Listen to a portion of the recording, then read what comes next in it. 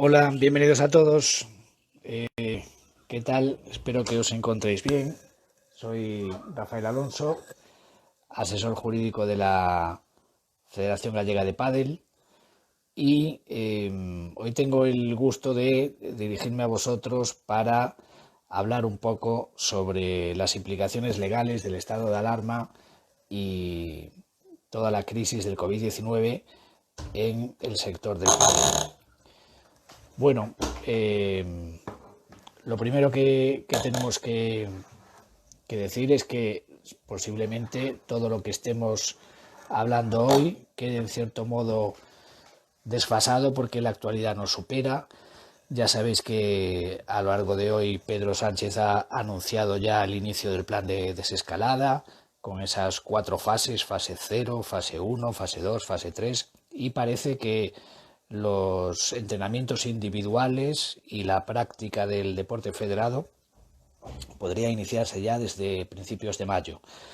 Bueno, hay que tomarlo todo con cautela. Como sucede con tantos anuncios y rectificaciones, lo mejor es esperar a verlo en el BOE, en el Boletín Oficial del Estado, y ahí veremos y con pausa pues examinaremos cuándo se puede retomar la actividad en nuestros clubes y volver a disfrutar del pádel. No sé si al principio solo con clases individuales y hasta cuándo habrá que esperar para poder jugar un partido. Pero lo que vamos a hablar hoy sobre todo es qué pasa durante todo este tiempo, el que llevamos hasta ahora y el que transcurra hasta que recuperemos la normalidad absoluta. Y vamos a hablar un poco de lo que han ido estableciendo toda esta serie de decretos leyes que han ido saliendo desde el principio del estado de alarma y también algunas normas que ya estaban para pues examinar de qué forma afectan a la familia del pádel, desde los clubes hasta los deportistas, monitores, etcétera, etcétera, etcétera.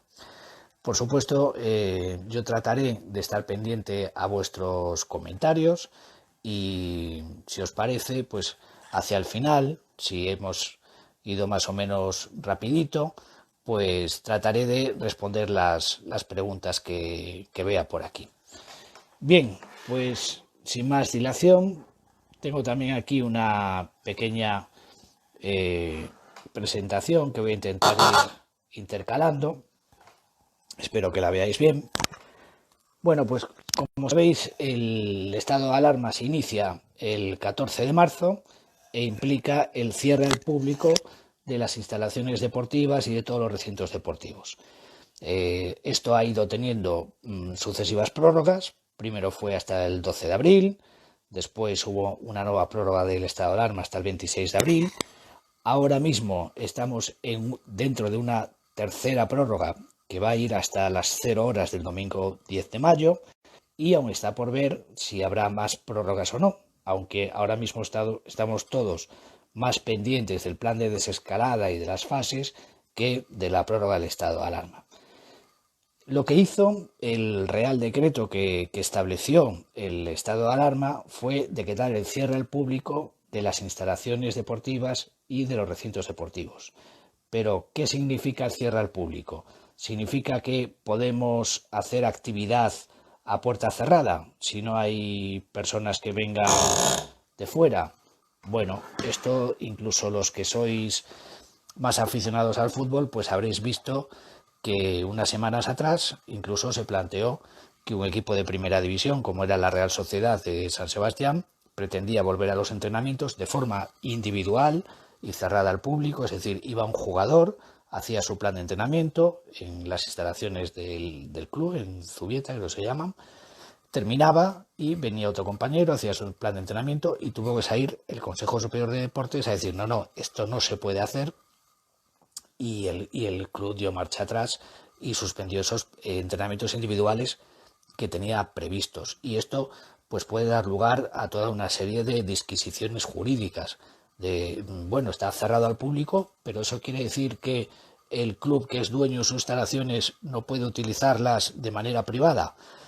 Lo cierto es que durante el estado de alarma las instrucciones y las interpretaciones pues dependen del gobierno. Así que en este caso la acción del gobierno en materia de deporte, que viene dada a través del Consejo Superior de Deportes, pues fue la que interpretó que el cierre al público impedía también la celebración de entrenamientos individuales. Así que esa es la situación en la que nos encontramos hasta ahora. Bueno, pues con los clubs cerrados, ¿qué ocurre con los ingresos y los gastos? Si atendemos a los ingresos que tienen los clubes, tenemos que hacer una distinción que os voy a enseñar aquí de los tipos de cuotas que perciben los clubes. Y entonces hay que distinguir entre los clubes que tienen clientes o usuarios y los clubes que tienen socios, que pagan una cuota por ser socios del club, entre los cuales pues tienen el derecho de asistir a la asamblea, de presentarse a presidente, etcétera, etcétera. Y son totalmente distintos pues de los usuarios, que lo único que hacen es pagar por recibir un servicio. Por ejemplo, la clase de pádel. En este caso, que sería la fila de la izquierda, los clientes, los usuarios, estamos hablando de consumidores. Entonces, desde el punto de vista de la legislación de consumidores y usuarios, tienen derecho a que no se les cobre ese servicio que no pueden estar recibiendo. Con lo cual, uno de los dos primeros decretos leyes, en concreto el 11 de 2020, estableció en ese artículo 36 que os he resumido ahí, que en estos casos debe suspenderse inmediatamente el cobro de las cuotas mensuales, por ejemplo, por las clases de pádel. Dar la opción al cliente de que se recupere el importe que hubiera podido ya pagar, por ejemplo, por adelantado a principio de marzo, ya que desde el 14 no se pudo continuar dando clase, dar la opción de recuperarlo y compensarlo cuando se reinicie la actividad del club, y si no lo acepta, pues procederá a la devolución de esa parte proporcional de la cuota de marzo por los días del 14 hasta el 31 que no se pudo dar la clase. En cambio, las cuotas que pagan los socios, que muchos clubes pues pagan una cuota mensual por el hecho de ser socios, lo que les da derecho, pues, como os decía, tanto a ser miembro del club como también a usar las instalaciones en aquellos clubes que tienen instalaciones propias. No estamos hablando del pago de un servicio. Entonces, en estos casos, los socios no tienen derecho a una devolución de esa cuota. Cuestión distinta puede ser que el club, pues a través de la Asamblea General, que es el órgano soberano para fijar las cuotas, pues pueda establecer un cambio a posteriori. Pero no es algo que pueda el club como empresa hacer respecto a sus socios, porque ahí lo que está pagando esos socios es la cuota como propietarios, que son en todos ellos del club, no clientes del mismo. Entonces es la diferenciación que tiene que quedar muy clara. De hecho, el régimen fiscal, por ejemplo, de una y otra cuota son totalmente distintas. Los servicios deportivos son una actividad económica y deben llevar IVA, mientras que la cuota que paga el socio por el hecho de ser socio no lleva IVA, está exenta de IVA si el club pide la exención. ¿Qué ocurre con los gastos que tiene que hacer el club? Pues hay toda una serie de contratos que va a ser imposible cumplir por causa del estado de alarma, y ahí podemos distinguir entre los contratos externos de todo tipo y los arrendamientos en aquellos clubes que tienen pues instalaciones arrendadas para el ejercicio de su actividad económica. Los contratos externos que pueda tener un club pues son contratos civiles, mercantiles. Entonces aquí no se ha establecido ninguna norma, porque el decreto ley que os citaba antes se aplica solo a los consumidores y usuarios, pero los clubes, cuando tienen un contrato externo que es necesario para la prestación de su actividad económica, no actúan como consumidores y usuarios y por tanto no tienen esos derechos. Aquí estamos ante dos empresas o ante una empresa y un autónomo y deben ponerse de acuerdo. Aquí la norma es la de siempre, es el artículo 1105 del Código Civil. Digo que es la de siempre porque el Código Civil tiene esta misma redacción desde el siglo XIX y lo que dice es que no hay obligación de cumplir la parte de la prestación que le compete a uno cuando han cambiado totalmente las circunstancias bajo las que se pactó ese contrato. Entonces, obviamente, si un club tiene contratado un servicio, pongamos, de limpieza de las instalaciones con una empresa externa y el club tiene que estar cerrado por orden de las autoridades sanitarias, pues obviamente el club no tiene obligación de pagar el precio mensual estipulado porque no va a recibir ese servicio. Lo que ocurre es que como no es una relación de consumidores y usuarios, pues tienen que ponerse de acuerdo entre el club y su prestador de servicios. Es lo que se llama la cláusula rebus sic stantibus, que es un latinajo que viene a significar que los clubes deberán acomodar con sus clientes las recíprocas obligaciones y los derechos atendiendo a las nuevas circunstancias.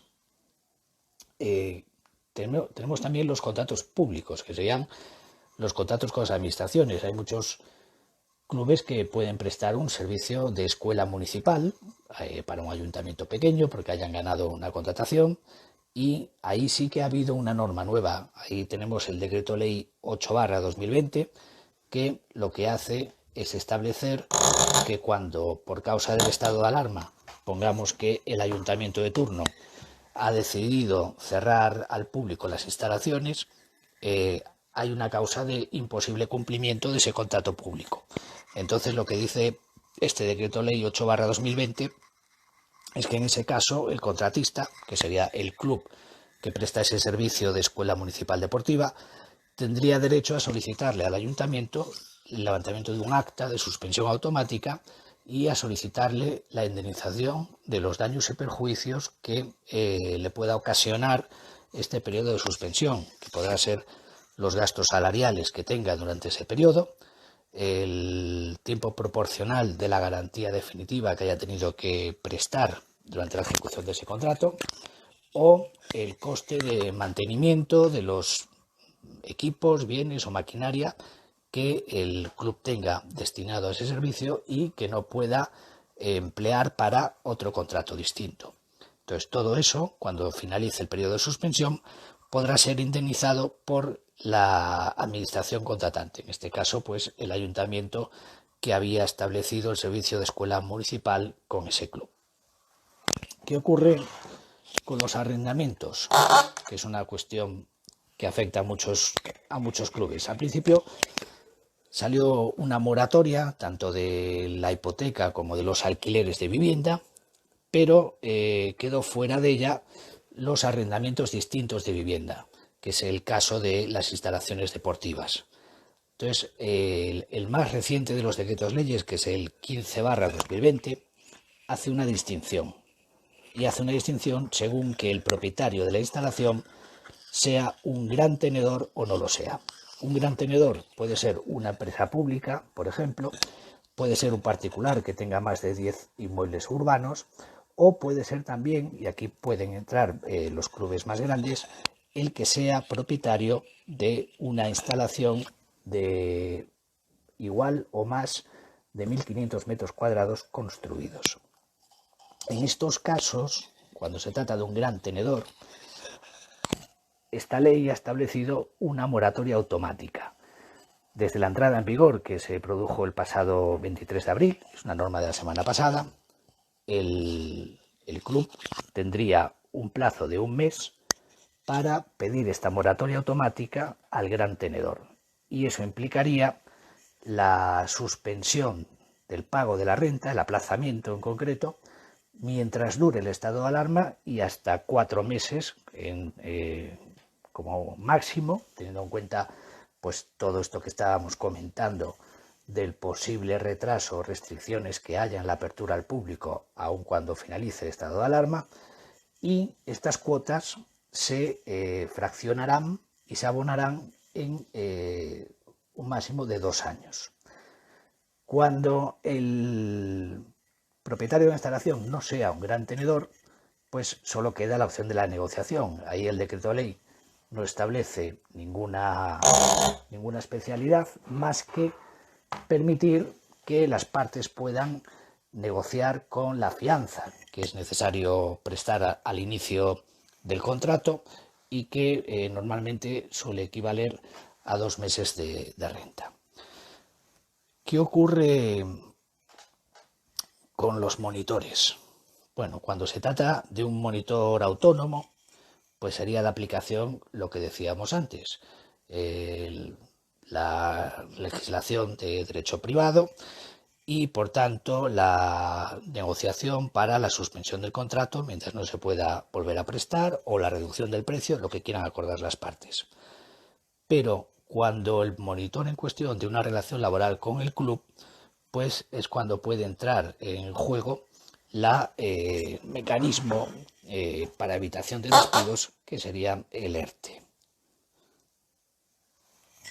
Los ERTE pueden responder a 2 causas.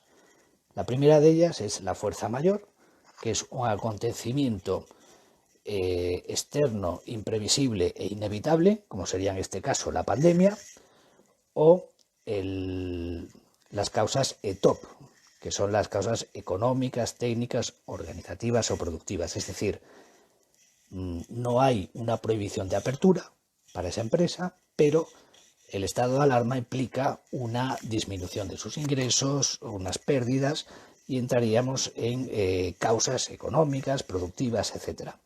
En el caso de los clubes de pádel, obviamente, la mayoría están en causa de fuerza mayor, porque las instalaciones y los recintos deportivos han estado afectados por la obligación de cierre decretada por esa norma, pues el Real Decreto 463/2020, que estableció el estado de alarma.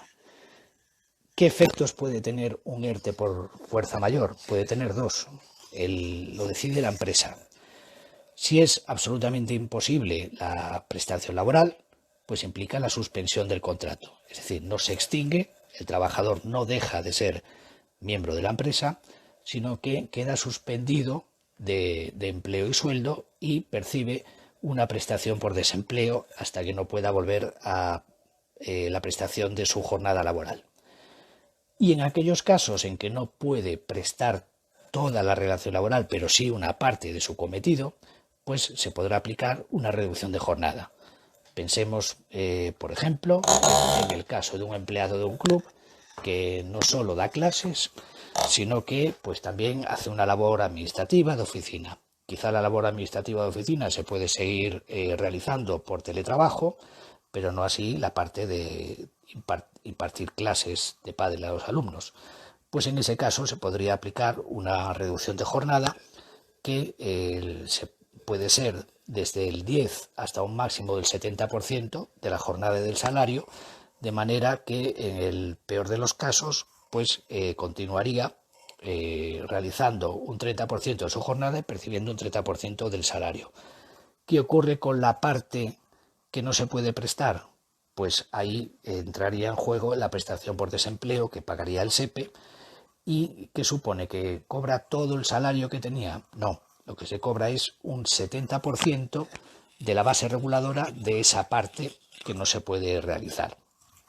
Pongamos el caso de un empleado de un club que tiene un salario de 1.000 euros y se le hace una reducción de jornada permaneciendo únicamente el 30%.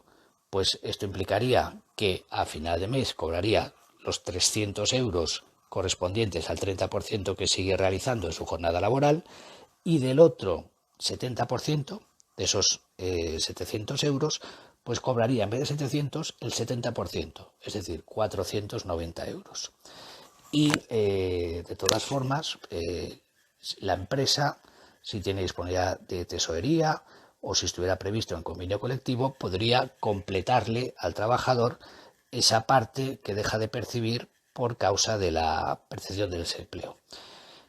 Una de las cosas que está sucediendo, lo habéis visto en los medios, es que el aluvión de solicitud de ERTEs ha implicado un notorio retraso en la percepción de los mismos, de forma que hay gente que ha cobrado la mitad de la mensualidad de marzo, pero todavía no ha percibido la parte proporcional del desempleo correspondiente a la segunda quincena de marzo, desde que se le suspendió el contrato, por ejemplo. Pues aquí, por ejemplo, veis en esta parte el anuncio en el banner de un programa que ha sacado la Xunta de Galicia, no existen otras comunidades, por ejemplo, que ha hecho un convenio con varias entidades bancarias. A día de hoy se sabe que participan en ellas Abanca, el Sabadell, CaixaBank y Caixa Rural Galega, por el cual, si el trabajador ha domiciliado la percepción del desempleo en una cuenta en este banco, puede pedirle a la empresa que tramite ante la Xunta de Galicia la solicitud de un anticipo, de manera que la empresa le transmite los datos a la Xunta. En 24 horas la Xunta valida esos datos y la entidad bancaria le anticipa ya el dinero al trabajador. Y después, cuando el SEPE lo pague en cuenta, pues lo percibiría el banco a cuenta de ese anticipo que ya ha realizado. Es una medida especial que ha establecido la Administración Autonómica para los perceptores de SEPEs en Galicia. Bien, ¿qué más tenemos en relación con estos decretos leyes? Pues una de las cuestiones que tenemos es que los clubes no pueden realizar reuniones presenciales y, por lo tanto, no pueden celebrar sus asambleas. Y estamos en época de celebrar la asamblea ordinaria, en la que es necesario aprobar las cuentas del ejercicio anterior, el presupuesto de este año y, si acaso, lo que os comentaba antes, la posible variación de las cuotas en atención a esta de las cuotas que han de pagar los socios, prefiero, no los usuarios, que es lo que os decía antes, esa distinción entre uno y otro caso. Pues claro, no se pueden realizar estas reuniones presenciales de varias personas por causa del estado de alarma. Entonces, lo que se ha establecido en uno de estos decretos leyes es la posibilidad de que, aunque no esté así establecido en los estatutos de los clubes, se pueda realizar una videoconferencia múltiple para la celebración de estas asambleas, o incluso la celebración de esas asambleas por conferencia telefónica. Para ello es necesario que todos los socios llamados a participar en estas asambleas dispongan de los medios y que el secretario del club pueda verificar o dar fe de que la identidad de esos socios es la que es, ya sea porque reconoce su cara en la videoconferencia, ya sea porque reconoce su voz en la conferencia múltiple. Pero incluso también cabría la posibilidad de hacer simplemente una votación de acuerdos por escrito. Es decir, que en vez de celebrar una sesión, pues se plantea a los socios que voten sí o no o abstención a la adopción de determinados acuerdos. Y esto es algo que permite este decreto ley para facilitar que el funcionamiento interno de los clubes no se vea afectado por esta situación y que, por lo tanto, se puedan tomar las decisiones y seguir cumpliendo los trámites. En general, también tenéis que tener en cuenta que todo lo que son obligaciones con las administraciones públicas se encuentra suspendido porque el estado de alarma ha implicado la suspensión de todos los plazos procesales, es decir, todos los juzgados y tribunales, salvo determinadas actuaciones muy urgentes, pues las penales, las de custodias de niños, de servicios sociales, etcétera. Pero todo lo que son procesos ordinarios pues están suspendidos.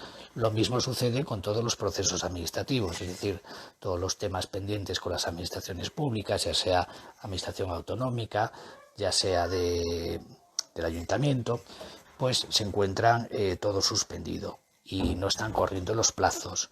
E incluso si alguien ha recibido alguna resolución de un acto que tenga que recurrir, no es solo que el plazo sea suspendido, sino que estos decretos leyes han establecido que el plazo de recurso se vuelve a iniciar de cero. Entonces, en ese sentido, puede haber tranquilidad. También incluso, en un tema que puede afectar mucho a los clubes y a las empresas deportivas, en relación con las subvenciones públicas, estos decretos leyes han establecido la posibilidad de que la administración que ha concedido esa subvención pendiente de realización o pendiente de justificación, pueda esta administración de oficio ampliar el plazo de realización de la actividad subvencionada. Es decir, supongamos que un club ha pedido una subvención a su ayuntamiento para la celebración de una competición, de un torneo de pádel. Y en la memoria se había fijado que se celebraría este verano de 2020. Y si por cualquier situación resulta que en el mes que estaba previsto no se va a poder celebrar, porque las autoridades sanitarias, que ya sabéis por lo que se ha ido adelantando de la comparecencia de hoy, parece que las medidas no van a tener la misma intensidad, las nuevas restricciones en cada lugar, sino que van a ir variando por fases y por territorios, pues esto haría que se perdería la subvención. Entonces lo que permite esta modificación legal es que la administración competente pueda ampliar de oficio, pues por ejemplo, hasta noviembre, hasta diciembre, el plazo de realización de la actividad subvencionada y por lo tanto facilitar que no se pierda esa subvención que estaba así concedida. Yo no quiero extenderme mucho más porque, bueno, supongo que quizá tengáis muchas preguntas que hacer. Entonces, yo ahora, si queréis, pues veo algunas de las preguntas que habéis ido haciendo y las tratamos. A ver, voy a ir por aquí para atrás.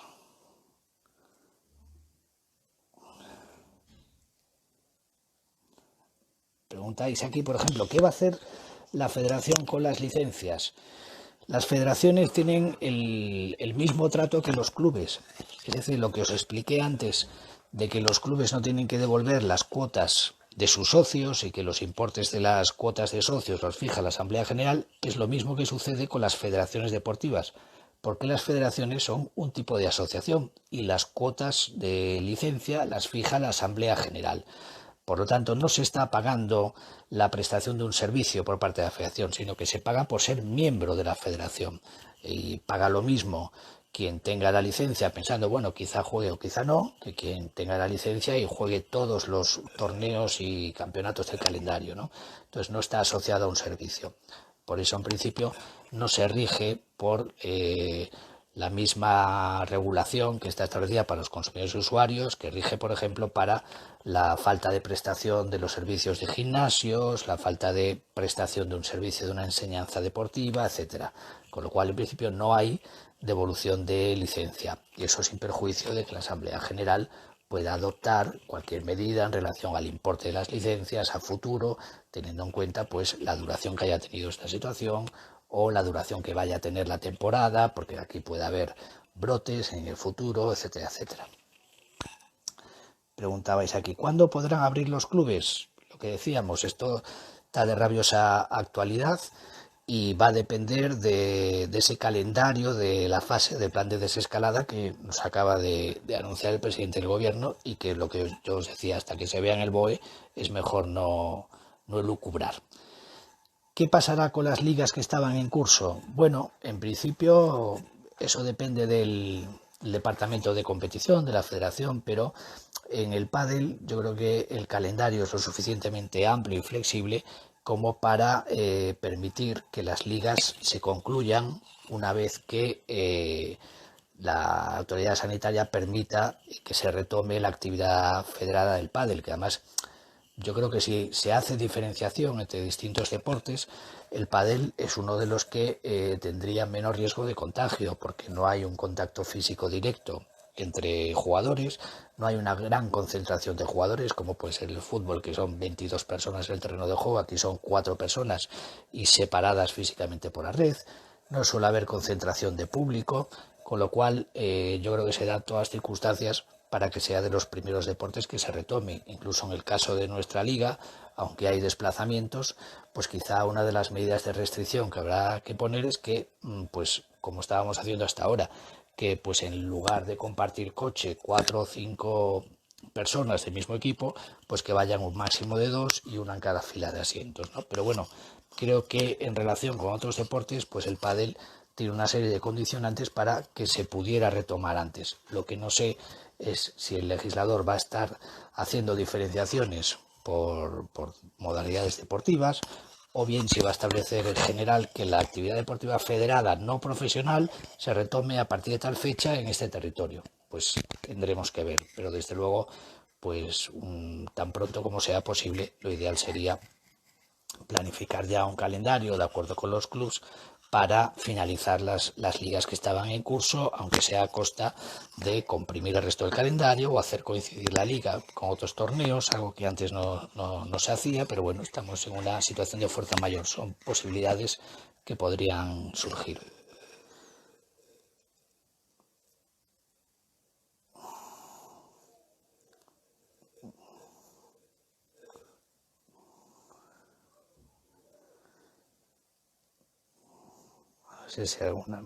Los documentos se pueden descargar, os los puedo enviar a la federación para que quien tenga interés pues envíe un correo electrónico y se le pueda enviar la presentación. Vamos a ver por aquí. Nadie en España ha cobrado los ERTES hasta junio, sí, es lo que decía, hay un retraso considerable y pues eso, los que estéis en Galicia y seáis clientes a día de hoy de Abanca, Sabadell, Caixa Rural o CaixaBank, pues podéis solicitar un anticipo a vuestro banco a través de la empresa que lo validará con la Xunta de Galicia, y es de esperar que otras entidades bancarias pues también se vayan sumando los próximos días. Preguntan, si nosotros reabrimos y las limitaciones de aforo me impiden cubrir gastos, ¿podría cerrar en horarios de menor afluencia? ¿Puedo continuar en ERTE, pero cambiando de suspensión total a una reducción? Sí, desde luego, claro, va a haber supuestos en los que una vez que se acabe la situación de fuerza mayor, puede haber unas nuevas causas organizativas y productivas que lleven a un nuevo ERTE.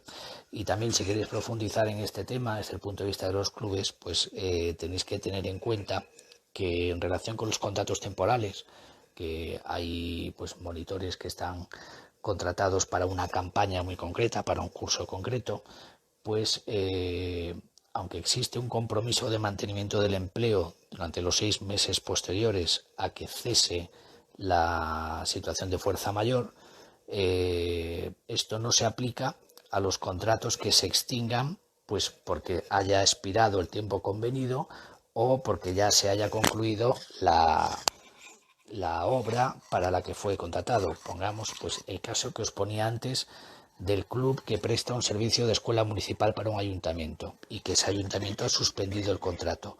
Si el ayuntamiento dice, bueno, y además, como la mayoría de los usuarios son niños en edad escolar y no se van a retomar las clases, pues también damos por finalizada la escuela municipal. Pues en ese caso, esos monitores contratados por el club para prestar ese servicio de escuela municipal se extinguirían sus contratos porque ha quedado ya sin objeto la actividad que iban a realizar. Y la liga, los ascensos y descensos, bueno, si se concluye la liga gallega por equipos de clubes, pues obviamente se hará con los ascensos y descensos. Si no se concluye, pues ahí tendría que ser la comisión delegada la que acordase si simplemente se anularía toda la liga y se repetiría el año que viene o no. Pero bueno, yo os insisto, salvo que haya rebrotes, etcétera, yo creo que el calendario de la temporada de pádel, que va hasta el 31 de diciembre, dará tiempo para que esas jornadas y los playoffs que restan de las ligas gallegas de equipos de pádel se puedan concluir dentro de la temporada 2020.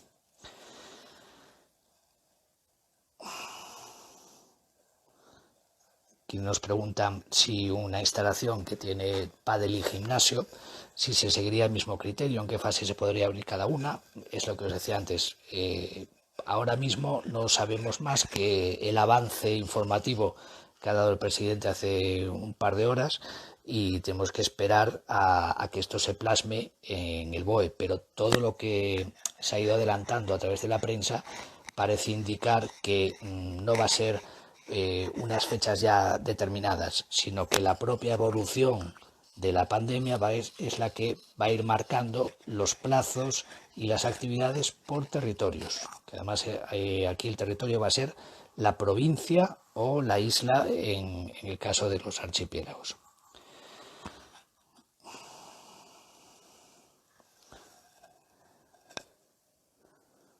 CaixaBank también, me han dicho solo 3 entidades. No, CaixaBank también está dando anticipos, está en la página de la Xunta.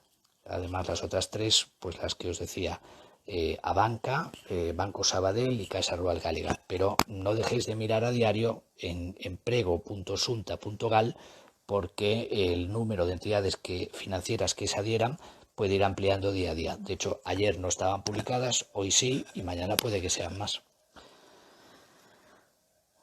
¿Se podría acoger a los trabajadores gradualmente del SEPE? Sí, es una posibilidad, porque cabe que en el momento, aunque se esté todavía en la situación de fuerza mayor, pues la empresa pueda retomar una parte de la actividad que no esté afectada por la causa de cierre y tenga necesidad de tirar de uno de esos trabajadores que estaba incluido en el ERTE. Con lo cual, sí, es una opción legalmente viable.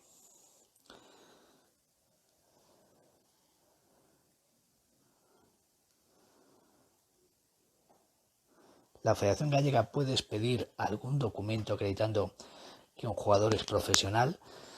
Esa pregunta es complicada porque un deportista profesional, a efectos de nuestra legislación deportiva, es quien se rige por el famoso decreto 1006, que habréis oído más de alguna vez. Bueno, pues por el decreto 1006, un jugador de tercera división que esté dado de alta en la seguridad social y cobre 950 euros es profesional, pero Rafa Nadal no es profesional. Y la razón es que el decreto 1006 solo contempla la relación laboral por cuenta ajena. Es decir, que el deportista esté empleado por una entidad deportiva para la realización de su actividad profesional. Por lo tanto, solo si tuviese un empleador, un club o una empresa de organización de eventos que también le paga un sueldo por realización de unas actuaciones determinadas a lo largo del año, en ese caso sería un deportista profesional del decreto 1006. Si no, no tiene la consideración de deportista profesional del decreto 1006, pero puede que sí sea un autónomo que tendría un epígrafe parecido al de los artistas, y desde ese punto de vista sería no un deportista profesional en el término de la legislación laboral, pero sí una persona cuya actividad económica es la práctica deportiva, sin duda. La federación, en cualquier caso, no puede acreditar esas situaciones que tendrían que ser certificadas bien por el informe de vida laboral, de la autoridad laboral, bien por el censo tributario de la clasificación de actividades económicas, el CENAE, en el que el autónomo estuviese dado de alta. Hablan de entrenamientos individuales de deportistas federados. ¿Cómo podemos justificar que estamos federados? Bueno, aquí sí, la federación sí que puede certificar que un jugador está federado, que es afiliado y miembro de la federación. Y en cuanto a los entrenamientos individuales, sí, yo he leído eso también en prensa. Como os digo, habrá que esperar a que se ponga negro sobre blanco en el BOE. Pero a mí lo primero que me vino a la cabeza fue que los clubes que dan clases, pues quizá puedan retomar su actividad económica, pero en vez de clases grupales, con clases individuales. Luego ya es cuestión de ver si eso es antieconómico o no, pero quizá podría ser una manera de gradualmente ir retomando la actividad de enseñanza deportiva, al menos. Ayer CaixaBank no estaba, pero esta mañana sí, lo que os decía. No dejéis de consultar en emprego.xunta.gal, que ahí se va actualizando el listado. ¿Un club puede abrir su cafetería acogiéndose a la norma para bares? Bueno, si está contemplada como actividad económica en el censo correspondiente, sí, no habría ningún problema. Si no tiene entidad por sí sola y es solo una parte auxiliar de la instalación, ahí podría haber problema, porque realmente estaría cerrada al público la instalación. Pero bueno, no creo yo que vayan muy por separado. Es más, yo creo que posiblemente se dé la circunstancia al contrario, de que se pueda iniciar antes la apertura al público de la instalación deportiva, pero para la práctica individual, mientras que la cafetería del club, o por lo menos no para el uso colectivo, tendrá que permanecer a lo mejor cerrada un tiempo más. Pero bueno, no lo sé.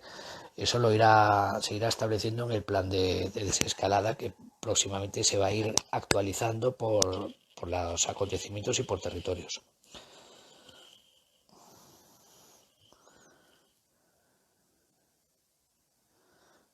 Bueno, aquí ya rizamos el rizo, y si se permite abrir el club pero la entrada es por el bar, bueno, pues si el bar está tapado con lonas y se ve claramente que no está en funcionamiento, aunque se tenga que pasar por ahí, si se ve que está cerrado y sin actividad, con las mesas recogidas, creo que no habría problema, llegado el caso de una inspección policial para ver si se cumple o no el estado de alarma. ¿Qué determina el fin del ERTE de un club? Pues si ha sido un ERTE por fuerza mayor, es la finalización del estado de alarma, que es el que impide la realización de la actividad económica. Por ejemplo, a día de hoy, a las 0 horas del 10 de mayo, se finalizará el estado de alarma. Si se prorroga, como ya ha habido 2 prórrogas anteriores, el ERTE también quedará automáticamente prorrogado. Si no, pues en ese momento finalizará el ERTE y, por lo tanto, todos los contratos que estaban suspendidos volverán a estar en plena vigencia. Los trabajadores tendrán que ir a su puesto de trabajo, a no ser que el empleador pues les dé vacaciones, permisos retribuidos, o bien que se apruebe otro ERTE, pero por causas económicas productivas y no por fuerza mayor. Pero es muy difícil que se solape perfectamente en el tiempo, porque tiene unos periodos de tramitación, y aquí realmente la finalización o no del estado de alarma a veces no da tiempo material a que todo se tramite.